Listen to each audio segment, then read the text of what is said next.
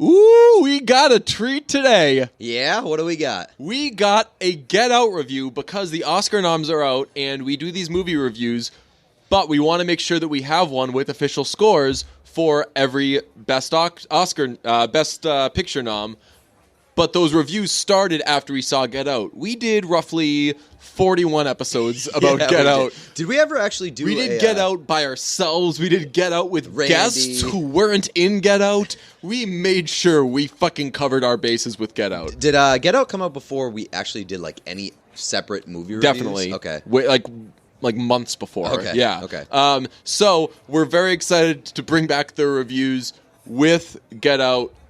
Still my favorite movie of 2017. The movie that so far, I haven't seen all the Best Picture noms. I've seen most of them. So far, it's my favorite. I hope it fucking wins. It's my leader in the clubhouse. Yeah. I loved Wind River, and it got shut out. Yeah. I would put that as my number 2. Wind River is the one that you love, and you know that no one's gonna fucking give it love. Yes. So that's and I kind of like it. It's gonna age that way. Like Sing Street was that last year. We were like, all right, we both fucking know this movie's the best. Right. None of these other idiots are going to listen to us. But anyway, yeah. So let's get into it. I'm so glad to be doing a review for Get Out. Did we like it? Easy 4 out of 4. I loved it. 4 out of 4. It was like the easiest 4 out of 4. How could you not give this 4 out of 4? It's the only movie that I've seen this year. No, one of two. Happy Death Day being the other. That as soon as it ended, I thought, I can't wait to see it again. But Happy Death Day, as soon as it ended, I was like, oh my god, I love that. I can't wait to see it again. Get Out, I didn't speak for 9 hours, and then the next thought I had was, I need to see that movie again. Yeah, it was one of those ones that, I mean, people had said it. I saw it probably like 3 or 4 days after it came out, and people were fucking going crazy after seeing it. Yeah. So it already had a ton of buzz. I think it was like 100% on Rotten Tomatoes at that time.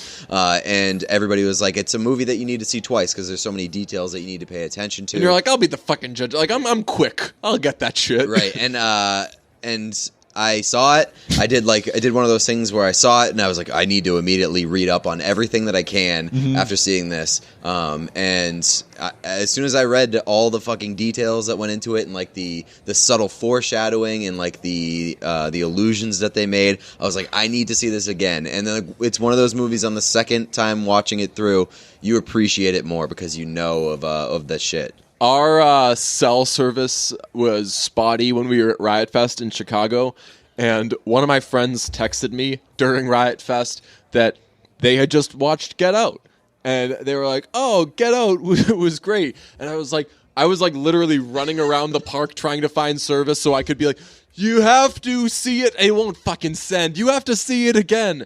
It was fucking amazing. Yeah, and let's not forget that when Get Out. When the previews first came out, it was like, from Jordan Peele. And you're watching the preview, and you're like, waiting to laugh. Yeah. You realize maybe it's not a comedy. It also had the weirdest fucking trailers. And it's really fucking weird, and the what the movie is kind of comes out of nowhere. It's like a lot of like happy-go-lucky, Georgina, like shit like that. And I remember texting about it with you, like, did you see the Jordan Peele trailer? That looks like the weirdest fucking thing in the world. And it just went without seeing. Like, you can't see every movie. I'm not going to see that. And then people were like, yo, that movie's pretty good. And then Lena Waithe went to a screening of it and posted on Instagram, like, the most important movie you'll ever see. I was like, what? And, oh my God. It really was like a mystery what the hell that movie was. Yeah. Right up until it came out, which is crazy. Yeah. First time Jordan Peele had done anything like this, there was no fucking reason to believe that this was going to be an unbelievable movie. Like, somebody known for one thing doing something completely different, and it's better than anything they've done in their fucking life. That's crazy. I think it would be like if John Mayer dropped a rap album and everyone was like, "Yeah, rap for John Mayer for sure. Put down the fucking guitar, idiot." Yeah. No, I think Jordan Peele is one of 3 people in the history of the Oscars to be nominated for Best Director, Best Picture, and Best Screenplay in his first directorial debut. So that's fucking crazy. Well deserved. How did everyone look? See, that's a tough one because like there's Oh man, You're gonna hear my answer, and you're gonna then take the same answer as me. Allison Williams looked phenomenal. She was great. Scrumptious. Yep. Fantastic all the way through. Her brother, man, that kid was in fucking everything this year. He's a creepy looking guy. He's in everything, and he's very creepy looking, but also like you need a creepy guy. But also like deceptively handsome when he wants to be, because he's got like that scumbag handsome look. He's award show hot. Where like you put him in a movie, so if you have to get him to an award show, people are gonna look at your cast and go, "That's a good looking cast."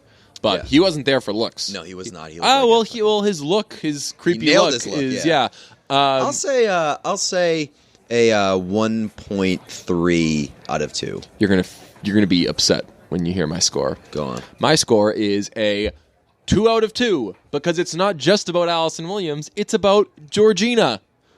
Who what the fuck is that thing that she was able to, as a young woman, they were able to make her look and feel old. How young is she? Like 20 to 30. No way. Yeah, 20s for sure. No way. Yeah. No way. Georgina, when she's going through the videos, when he's going through the pictures, he sees a picture of her and Georgina, and they're like peers. Really? That's the same? Yes. Yeah, Georgina is a young woman who acts and looks really fucking old.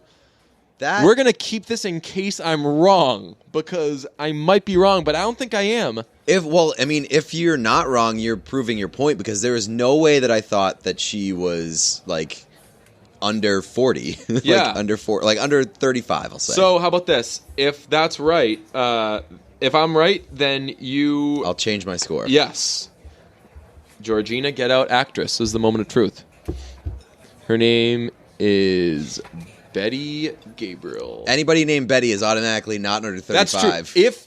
If she's like 28 and her name is Betty, you automatically add 10 years. Yeah. If you're wrong, you have to cut your score in half. What's the cutoff for her age? 35, I said. Okay, so if it's 30, let's see. There is nothing that says how old she is, but can I get you a picture of Betty Gabriel that will make you realize, this is a young lady.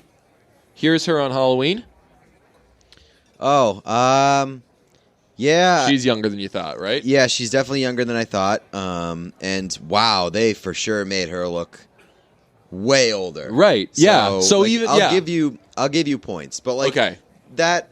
But since it's inconclusive, it's technically inconclusive. There's not enough evidence to overturn your score. Okay. Yeah. Yeah. So I'm going to keep it at a 1.3. Okay, I'm keeping it at 2. But I think that maybe now we're both judging our answers, because now that I don't have a solid age on her, who knows? Right.